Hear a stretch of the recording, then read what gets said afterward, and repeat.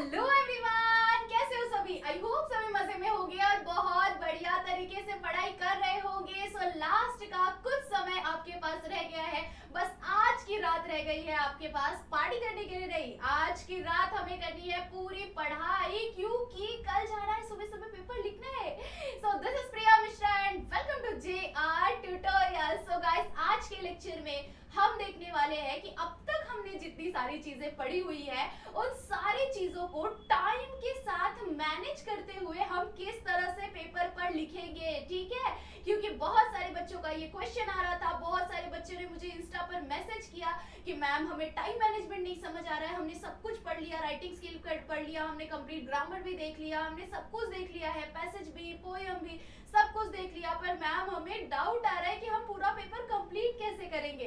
तो बच्चों, आप सभी के लिए इस लेक्चर के अंदर मैं बताऊंगी कि आप कौन से क्वेश्चन को कितना टाइम देंगे और किस तरह से आप कौन से क्वेश्चन को लिखेंगे तो आपका पेपर पूरा कंप्लीट भी हो जाएगा और साथ ही साथ आपके पास थोड़ा सा समय रह जाएगा जिसके अंदर आप दोबारा से पूरे पेपर को चेक भी कर सकते हैं, देख लेंगे कि हाँ कोई क्वेश्चन गलती से छूटा तो नहीं है या फिर कोई क्वेश्चन के अंदर ज्यादा टाइम लग रहा है तो वो वहां पर आपका बैलेंस हो जाएगा। ठीक है, चलो सो लास्ट तक देखते रहना है, बहुत अच्छी तरह से हमें समझना है। और अगर इसके बाद भी कुछ डाउट है, किसी चीज के अंदर कुछ भी डाउट है तो आप मुझे फटाफट से जाकर इंस्टा पर फॉलो कर लो और साथ ही साथ मैसेज जरूर से कर देना। ठीक है, चलो स्टार्ट करते हैं ये टाइम मैनेजमेंट लेक्चर। जैसा कि आप लोगों को मैंने पहले बताया, और ये लेक्चर है 10th स्टैंडर्ड मराठी के स्टूडेंट्स के लिए जिनका कल मराठी का पेपर है। सो जल्दी से बढ़िया तरीके से फोकस के साथ देखना है। ठीक है, चलो सो अब तक आप लोगों ने आई गेस सभी ने राइटिंग स्किल पूरा पढ़ लिया होगा। ठीक है, अब राइटिंग स्किल पूरा कितने मार्क्स के लिए आता है बच्चों? 24, है ना? 24 मार्क्स के लिए आता है। अब उस 24 मार्क्स में आपको कवर भी करना रहता है ना, 4 तो राइटिंग स्किल आपको लिखना पड़ता है ना? तो उस सारी चीजों को लिखकर कैसे कंप्लीट करना है वो जरूर से यहाँ पर समझना है, आपको समझने वाली चीज है। ठीक है, उसके बाद ग्रामर का पार्ट हो गया, पैसेज का पार्ट हो गया, स्वमत हो गया, स्थूल वाचन हो गया, ऐसे मल्टीपल टॉपिक्स है आप सभी के सामने। ठीक है, चलिए शुरू करते हैं। यहाँ पर हम सबसे पहले देखेंगे कि हमारे को पेपर के अंदर किस किस तरह के क्वेश्चंस आते हैं। ठीक है, तो सबसे पहले आता है आपका विभाग 1। ठीक है, फर्स्ट कलर चेंज कर लेते हैं, बोलो बताओ कौन सा कलर ले लें? ये कलर लेते हैं। ठीक है, चलो स्टार्ट करेंगे, ध्यान से देखना। ठीक है, फर्स्ट आप लोगों का यहाँ पर क्वेश्चन आता है किस चीज का? विभाग 1। ठीक है, विभाग 1 के अंदर बच्चों, विभाग 1 के अंदर आपका क्वेश्चन कौन सा होता है बच्चों? गद्य का क्वेश्चन होता है। कौन सा क्वेश्चन होता है? गद्य का क्वेश्चन होता है। गद्य का क्वेश्चन बच्चों कितने मार्क्स के लिए आता है? आपको 18 मार्क्स के लिए। कितने मार्क्स के लिए? 18 मार्क्स। इसके अंदर क्या होता है गद्य वाले क्वेश्चन के अंदर? अगर आपको अभी भी ये नहीं पता है कि पूरा पेपर किस तरह से आता है तो प्लीज जाकर टाइम मैनेजमेंट से पहले आपको बढ़िया तरीके से समझना पड़ेगा कि पूरा स्ट्रैटेजी कैसा है पेपर को कंप्लीट करना। पेपर हमें पूरे पेपर के अंदर हमें पेपर पैटर्न कैसा दिया हुआ है, किस तरह के कौन से क्वेश्चन आते हैं, ये चीज समझना जरूरी है। ठीक है, सो जाकर जरूर से ये लेक्चर देख लेना कि जिसके अंदर मैंने पूरा पेपर पैटर्न और विद स्ट्रैटेजी बताया हुआ है कि आपको कौन से क्वेश्चन को कैसे कैसे दिया हुआ है, किस किस तरह से आपको लिखना है, ये सारी चीजें मैंने उसमें बताया हुआ है। तो प्लीज जाकर जरूर से देखना। ठीक है, ऐसा ना हो कि पूरी रामायण हो गई और आपको यही नहीं पता कि सीता कौन है, पूरा पढ़ाकर हो गया और आपको यही नहीं पता कि पूरे पेपर पैटर्न के अंदर आता कौन सी चीजें हैं। ठीक है, चलो सो विभाग 1 के अंदर आप लोगों का 18 मार्क्स के लिए आ जाता है 2 पैसेज जो कि सिन पैसेज होता है और उसके साथ साथ एक पैसेज आता है जो कि अनसिन पैसेज होता है। कितने मार्क्स के लिए होता है बच्चों? वो आप लोगों को वो कितने मार्क्स के लिए आता है? 4 मार्क्स के लिए आता है। ठीक है, 4 मार्क्स के लिए आता है और बाकी दोनों जो रहता है वो 7 मार्क्स के लिए आता है। ठीक है, 7 14 हो जाएगा और लास्ट का 4 मिलाकर आपका कितना हो जाता है? 18 मार्क्स हो जाता है। ठीक है, चलो आगे देख ले, विभाग 2 देख लेते हैं। विभाग 2 के अंदर बच्चों अब आप ये सोच के भाग मत जाना वीडियो छोड़ के कि मैम तो हमें पूरा पेपर ही बताने लग गई। बेटा अगर पेपर नहीं देखोगे मतलब कि कितने विभाग में क्वेश्चन आता है और कितने मार्क्स के लिए आता है तो कैसे पता चलेगा कि उसको कितना टाइम देना है। ठीक है, ये जो टाइम मैनेजमेंट है इसके अंदर आपको समझना पड़ेगा कि कौन से क्वेश्चन को कितना टाइम देना है, बहुत ज्यादा जरूरी है। सो लास्ट तक जरूर से देखना, भागना नहीं है। ठीक है, सो ये वाला पार्ट है आपका पद्य का पार्ट। पद्य का पार्ट आता है आपको 16 मार्क्स के लिए। ठीक है बच्चों, 16 मार्क्स के लिए आपको पद्य का पार्ट आता है। थर्ड वाला आता है आपको, नेक्स्ट क्वेश्चन क्वेश्चन है आपके सामने स्थूल वाचन, ठीक है, कौन सा है, स्थूल वाचन, ठीक है। स्थूल वाचन आप लोगों को कितने मार्क्स के लिए आता है बच्चों, 16 मार्क्स के लिए, ठीक है, सॉरी 16 मार्क्स नहीं, 6 मार्क्स के लिए आता है। कितने मार्क्स के लिए बच्चों, 6 मार्क्स के लिए स्थूल वाचन आता है। और उसके बाद आता है व्याकरण एंड राइटिंग स्किल, ठीक है। नेक्स्ट क्वेश्चन, नेक्स्ट इज भाषिकाभ्यास, ठीक है, भाषाभ्यास। अब ये जो भाषाभ्यास का क्वेश्चन है, मतलब कि इसके अंदर आप लोगों को पूरा ग्रामर का क्वेश्चन, पूरा व्याकरण का पार्ट आ जाता है, तो वो 16 मार्क्स के लिए आता है। और नेक्स्ट क्वेश्चन लास्ट है आपका उपयोजित लेखन। कौन सा लेखन बच्चों, उपयोजित, ठीक है। उपयोजित लेखन का पार्ट जो है वो आप लोगों को आता है कितने मार्क्स के लिए, 24 मार्क्स के लिए, ठीक है। अभी हमने ये पूरा देख लिया कि हमें किस किस तरह से कौन कौन से क्वेश्चन आते हैं, किसके अंदर कौन से क्वेश्चन आते हैं, ठीक है। अब ये देख लेने के बाद ये जरूर से हमें ध्यान में रखना है कि ये जो सारे क्वेश्चन है, ये सारे क्वेश्चन के अंदर पहला वाला में हमें पैराग्राफ देखना है, नेक्स्ट वाले में हमें पोएम में से आंसर ढूंढना है, उसके बाद है हमारे पास स्थूल वाचन जिसमें से हमें आंसर याद किए हुए आंसर्स को वहां पर लिखना है। भाषाभ्यास मतलब कि पूरा ग्रामर का पार्ट, उसके अंदर पूरा ग्रामर कवर अप रहेगा। उसके बाद आ जाता है उपयोजित लेखन का पार्ट, इसके अंदर आप लोगों को पूरा बताया है, सारा का सारा बढ़िया तरीके से एक्सप्लेन किया हुआ है कि इसके अंदर कितने आपको अटेम्प्ट करने होते हैं, ठीक है। अब यहाँ पर आप लोगों को देखना है कि ये जो 18 मार्क्स है, ये जो 18 मार्क्स का क्वेश्चन है बच्चों, इस 18 मार्क्स के क्वेश्चन को आपको अटेम्प्ट कैसे करना है, ठीक है। यहाँ पर आप लोगों को आ जाता है कितने क्वेश्चन बच्चों, 2-2 मार्क्स के हिसाब से क्वेश्चन आते हैं सारे क्वेश्चन, ठीक है। अब उस 2-2 मार्क्स के क्वेश्चन के लिए आपको सबसे पहले क्या करना है, पूरे पैराग्राफ को रीड कर लेना है और उसके बाद आप लोगों को हर एक क्वेश्चन को, अगर वो एक क्वेश्चन है, जितने मार्क्स के लिए वो क्वेश्चन है, आपको सिर्फ और सिर्फ उसके डबल टाइम लगाना है, ठीक है। जैसे सपोज आप लोगों को 1 मार्क्स के लिए एक क्वेश्चन आया, तो आप एक मार्क्स के एक क्वेश्चन को सॉल्व करने के लिए सिर्फ 2 मिनट यूज करेंगे।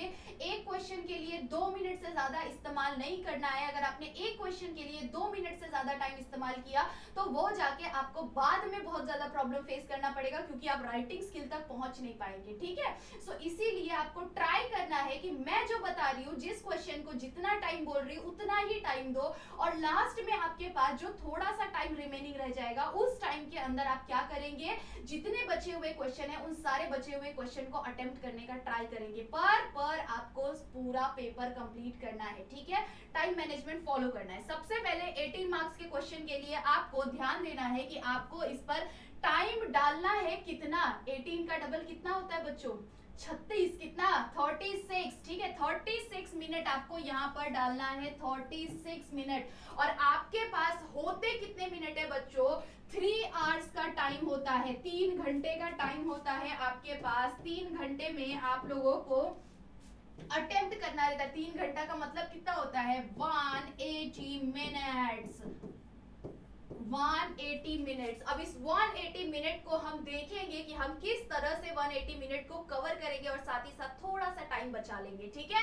चलो, सो 18 मार्क्स के लिए आपने कितना टाइम दिया बच्चों, यहाँ पर आपने टाइम दिया 36 मिनट। उसके बाद 16 मार्क्स के लिए आप कितना टाइम देंगे, 16 का डबल कितना होता है, जल्दी कमेंट सेक्शन में बताओ। 16 का डबल होता है क्या, 32, कितना 32। सो यहाँ पर हमने कितना टाइम दे दिया बच्चों, 13, ये जितना टाइम उतना उसका डबल क्या कर दिया हमने, टाइम वहां पर लगा दिया। जितना मार्क्स उसका डबल टाइम, जितना मार्क्स उसका डबल टाइम। यहाँ पर 16 मार्क्स का पेपर है, 16 मार्क्स का क्वेश्चन है, 16 में से हमने क्या कर दिया, उसका डबल टाइम कर दिया। कितना टाइम दे दिया हमने यहाँ पर, 32 मिनट्स हमने यहाँ पर ले लिया। अब जाकर हम यहाँ पर आगे बढ़ेंगे 6 मार्क्स के क्वेश्चन के लिए, जो कि है स्थूल वाचन का पार्ट, ठीक है। इसमें आपको 2 क्वेश्चन के आंसर लिखने हैं, ठीक है। 2 ही क्वेश्चन के आंसर लिखने, 3 क्वेश्चन आएगा, 3 में से कोई भी 2 अटेम्प्ट करना है, और दोनों क्वेश्चन आपको 3-3 मार्क्स के लिए आता है, ठीक है। अब उस 3 मार्क्स के पेपर, 3 मार्क्स के आंसर को लिखने के लिए क्या आप लोग 10 घंटा लगाओगे? यस, आप 10 घंटा लगा देते हो। और उस रीजन की वजह से क्या होता है कि आपका जो इजी राइटिंग स्किल का पार्ट रहता है वो राइटिंग स्किल चला जाता है, आपका ग्रामर चला जाता है, ठीक है। सो स्थूल वाचन को सिर्फ और सिर्फ देना है 12 मिनट। कितना मिनट बच्चों, 12 मिनट, ओनली 12 मिनट देना है। यहाँ पर एक आंसर 3 मार्क्स का है, एक आंसर 3 मार्क्स का 6 मार्क्स है, ठीक है। आपके पास कितना है, 6 मार्क्स है, तो 6 दोनों को आप क्या करेंगे, होंगे दोनों आंसर को 6-6 मिनट देंगे और आप यहाँ पर 12 मिनट में कंप्लीट करेंगे। स्थूल वाचन को 12 मिनट से 1 मिनट भी ज्यादा नहीं देना है, ठीक है। चलो आगे देख लेते हैं। नेक्स्ट क्वेश्चन है आपका व्याकरण का पार्ट भाषाभ्यास। इसके अंदर सारा समानार्थिक, विरुद्धार्थिक, लिंग बदला, वचन बदला, ऐसे मल्टीपल क्वेश्चन आ जाते हैं। शब्द समूह बदल, एक शब्द, ये सारी चीजें, ये लेक्चर्स अवेलेबल है। अगर नहीं देखा फटाफट से जाकर कंप्लीट ग्रामर, कंप्लीट राइटिंग्स के लिए दोनों लेक्चर को जरूर से जाकर देखना, जल्दी से जाकर देखना, क्योंकि दोनों लेक्चर इतना इंपॉर्टेंट है कि जितना आपका बता नहीं सकती मैं, इतना ज्यादा इंपॉर्टेंट है वो लेक्चर्स, ठीक है। आपके लिए बहुत ज्यादा जरूरी है क्योंकि उसके अंदर 16 और 24 मार्क्स कवर हो रहा है, समझ रहे हो। तो फटाफट से जरूर से देखना, ठीक है। 16 का फिर से क्या कर देंगे हम, डबल, कितना 32, अगेन 24 का डबल कितना कर देंगे हम यहाँ पर 48, कितना करेंगे 48। इन सबको अगर आपने ऐड कर लिया बच्चों, इन सबको अगर आपने ऐड कर लिया, कितना हो जाएगा ये टोटल मिलाकर, दो चाहिए, इस तरह से अगर आपने एडिशन कर लिया आपके पास टोटल हो जाएगा 160 मिनट। कितना हो जाएगा बच्चों यहाँ पर हमारा टोटल हो जाएगा एडिशन 160 मिनट। और 160 मिनट हमने यहाँ पर अपने पूरे पेपर को लिखने में गुजार दिया है। 160 मिनट हमने अपने पूरे पेपर को लिखने के लिए लगा दिया है। अब हमारे पास कितने मिनट बच गए बच्चों, एक 160 मिनट आपने वहां पर हटा दिया, ठीक है। 160 मिनट आपने वहां पर लगा दिया है। अब आपके पास लास्ट के कितने मिनट बच गए, 160 को मिनट को डिवाइड क्या करना है आपको यहाँ पर घटा देना है। क्या करना है आपको यहाँ पर घटा देना है। कैसे घटाएंगे, 0 0 गया, कितना बचा 2, 1 में से 1 0, कितना मिनट बचा हमारे पास। अब हमारे पास बच गया है 20 मिनट। और इस 20 मिनट के अंदर हम क्या करेंगे, हम शुरू से देखेंगे। हम क्या करेंगे, शुरू से देखेंगे कि क्या हमें गद्य का सारा आंसर कंप्लीट हो गया, नहीं हुआ। अगर एक आंसर रह गया है, चलो हम ट्राई करेंगे इसको आंसर को ढूंढ लेने का। वहां पर हम दोबारा से क्या करेंगे, अपना 2-3 मिनट वहां पर अपना वेस्ट करेंगे, या फिर हम वहां पर पूरा बढ़िया तरीके से 2-3 मिनट को यूटिलाइज कर लेंगे कि हाँ चलो हमने आंसर इसमें से ढूंढ लिया, ठीक है। 2-3 मिनट वहां चला गया आपका। 2-3 मिनट अगर आपने पद्य छोड़ दिया है तो पद्य में से कुछ भी आंसर आप ट्राई करो ढूंढ लेने का, ठीक है। यहाँ पर आपका वो 2-3 मिनट चला जाएगा। अगर आपने 2-2 3-3 मिनट भी दिया ना यहाँ पर, तो सारे क्वेश्चन को आप इजीली कितना मिनट आप दे सकते हो, सबको 4-4 मिनट आप दे सकते हो, इजीली 4-4 मिनट आप दोबारा से सारे क्वेश्चन को दे सकते हो। जस्ट सपोज कि आपको कोई आंसर स्थूल वाचन का और आपको आंसर लिखना है, तो आपके पास टाइम बच गया, तो आप स्थूल वाचन में और आंसर्स को ऐड कर सकते हो, थोड़ा और बढ़ाकर लिख सकते हो। और हमेशा ये याद रखना कि आपने बोर्ड के एग्जाम के लिए बहुत सारे पैसे भरे हुए हैं, तो आपको कोई जरूरत नहीं है कि हम बहुत ही कम पेज का इस्तेमाल करें, बहुत ही थोड़े जगह में लिखे, नहीं, भर के लिखो, बढ़िया तरीके से लिखो, पूरा खुला साफ एकदम क्लीन लिखना है आपको, एकदम नीट एंड क्लीन लिखना है। पेपर लेना पड़ेगा, यस, सप्लीमेंट लो, आराम से सप्लीमेंट लो, वो आपको जो पूरा बारकोड होता है वो लगा के देने वाले आपको, तो आपको कुछ टेंशन नहीं लेना है। बस वो थोड़ा सा 5 मिनट आपका जाएगा वो फिल करने के लिए, चलो वो जाएगा तो जाएगा, पर आपको एकदम नीट एंड क्लीन पेपर लिखना है। सो एकदम अच्छी तरह से साफ सुथरा पूरा पेपर लिखने का ट्राई करना, ठीक है। जो भी आंसर आपको, चलो इतना बड़ा आंसर है, नहीं याद आ रहा है आपको आंसर, तो आप क्या करेंगे, आप सिर्फ थोड़ा सा लिखेंगे, उसके बाद आप आगे के सारे क्वेश्चन को अटेम्प्ट करेंगे। अगर लास्ट में आपके पास टाइम बच रहा है, लास्ट के 20 मिनट, अगर आपने इस टाइम मैनेजमेंट को फॉलो किया ना, डेफिनेटली आप लोगों का 20 मिनट बचेगा। और ये चीज प्रूफ्ड है, क्योंकि हमारे 12th स्टैंडर्ड को भी मैंने यही टाइम मैनेजमेंट बोला था, इसी तरह से बच्चों ने फॉलो किया। उसके साथ साथ जो सेमी इंग्लिश के बच्चे हैं उनको भी मैंने सेम यही टाइम मैनेजमेंट सिखाया था, उन्होंने भी फॉलो किया, और वो सभी ने मुझे इंस्टा पर भर के मैसेज किया कि मैम हमारा सच में 20 मिनट बचा था, और उस 20 मिनट के अंदर मेरे जितने भी 1-2 क्वेश्चन छूट गए थे ना मैम, या फिर थोड़े बहुत नहीं आ रहे थे ना मैम, मैंने उसको फटाफट से लिखने का ट्राई किया, और राइटिंग स्किल पे भी मैंने अच्छा टाइम उसमें बढ़िया तरीके से दिया। तो समझो आपको ये फॉलो करना है, इसमें आपको क्या करना है, इसी के हिसाब से आपको वॉच लेकर बैठना है, टाइम देखते देखते फटाफट से लिखते जाना है, जो छूट रहा है छूटने दो, लास्ट में जाकर फटाफट से दोबारा से लिख लेना, ठीक है।